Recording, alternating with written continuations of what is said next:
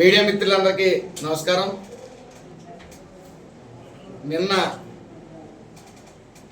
July 11వ తారీఖున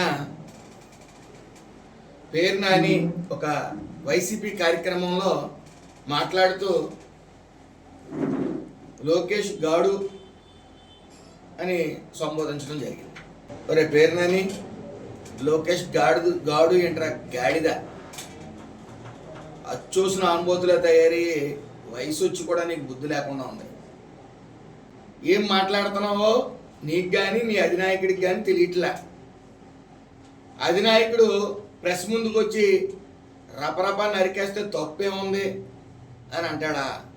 దాన్ని నువ్వు సమర్థిస్తూ సరదాగా అన్నాడంటావా? గతంలో ముఖ్యమంత్రి చేసిన వ్యక్తి సరదాగా రపరపా నరికేస్తే తప్పేముందంటారా? దాన్ని నువ్వు సమర్థింతావా గాడిద? ఫ్యాక్షనిజంలో నీకు 25 ఏళ్ళు అనుభవం ఉందా? కింద కార్యకర్త ఏదో మాట్లాడుతాను నీకేం అనుభవం ఉందా? నాకు 25 ఏళ్ళు అనుభవం ఉందంటావా? రాత్రి కన్ను కొడితే నరికేయాలా, పొద్దున పలకరింపులకి వెళ్ళాలా? ఏం మాట్లాడుతున్నావా నువ్వు?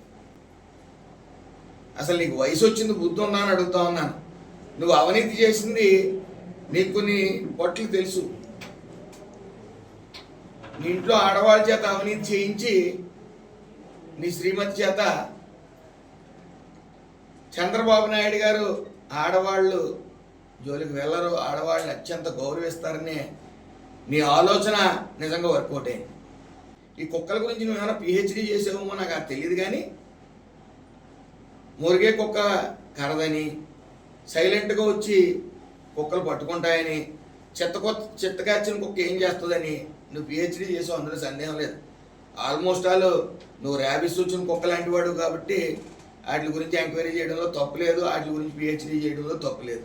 అంటే ఆంధ్ర రాష్ట్రానికి పెట్టుబడులు రాకుండా చెయ్యాలి, రాబోయే ప్రభుత్వం మాది, మేము నరికించేస్తాం, చంపించేస్తాం, అధికారులను బట్టలు ఓడగొడతాం, రపరపా నరికేస్తాం, లేకపోతే రాత్రి కన్ను కొడితే నరికేస్తే పొద్దున పలకరింపులకి వెళ్తాం అని.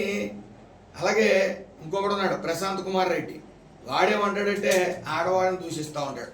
అమరావతి ఆడవాళ్ళు వేష్యులని అవన్నీ మాట్లాడుతూ ఉంటాడు. మళ్ళీ ఆయన సమర్థించుకుంటానే మళ్ళీ ఇంకో వీడియో తీస్తూ ఉంటాడు. మీలాంటి నాయకులు వైసీపీకి చాలా అవసరం.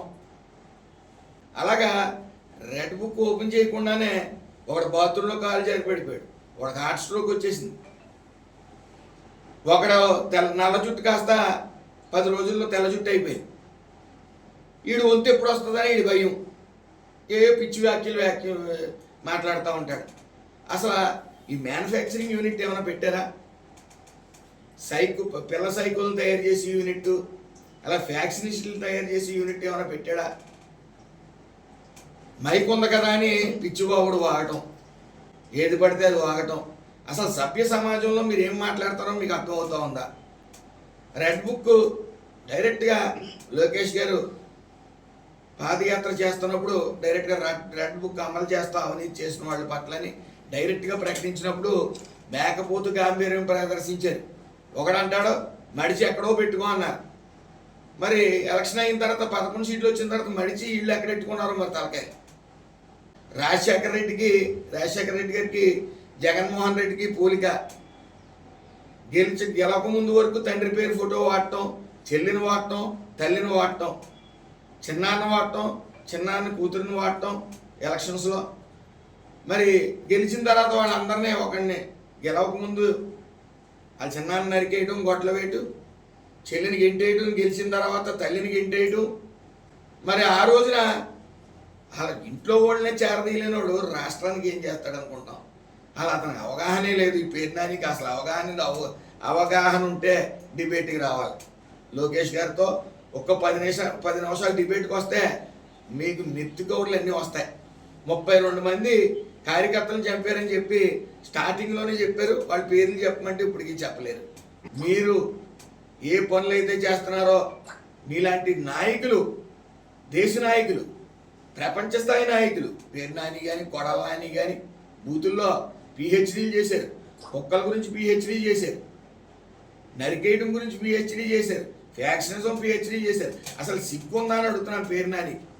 అది ఖచ్చితంగా ఈ కొడాలి నాని పేరు నాని లాంటి వాళ్ళు వైసీపీలో ఉండాలి. వాళ్ళు రాజకీయం దూరంగా ఉండకూడదు, ఆ పార్టీలో ఉండాలి. పార్టీలో ఉంటేనే వాళ్ళ గొప్పతనం, వాళ్ళు మాట్లాడే తీరు ప్రజలకు తెలుస్తుంది. చీరలో జాకెట్లు ఇస్తామని చెప్పేసి పేరు నాని గారు కట్టుకోవాలని చెప్పి ప్రస్తావిస్తూ ఉన్నారు. దయచేసి అలాంటి ప్రస్తావనలు వద్దండి. మన తెలుగుదేశం పార్టీ, మన అధినాయకులు చంద్రబాబు నాయుడు గారు కానీ, అలాగే జనసేన అధినేత పవన్ కళ్యాణ్ గారు కానీ మహిళలకు అత్యంత గౌరవం ఇస్తారు. రెండు పార్టీలు కూడా అత్యంత గౌరవం ఇస్తాయి, బీజేపీ కూడా. మరిది మన హిందూ సాంప్రదాయ ప్రకారం ఆ చీర జాకెట్లకి అత్యంత విలువ ఉన్నాయి. అలాంటి విలువ ఉన్నాయి, అలాంటి హోందాతనం ఉన్నాయి. కొడాలి నాని లాంటి వాడికి ఇచ్చి వాటిని అవమానపరచొద్దు. అతనికి కరెక్ట్ అండర్వేరు బనీన్తో నిలబెడతా అన్నారు కాబట్టి దాన్ని అండర్వేరు బనీన్లు ఇద్దాం తప్ప అతనికి చీరలో జాకెట్ ఇచ్చే అర్హత, తీసుకునే అర్హత కూడా వాళ్ళకి లేదు అని నేను విన్నవించుకుంటూ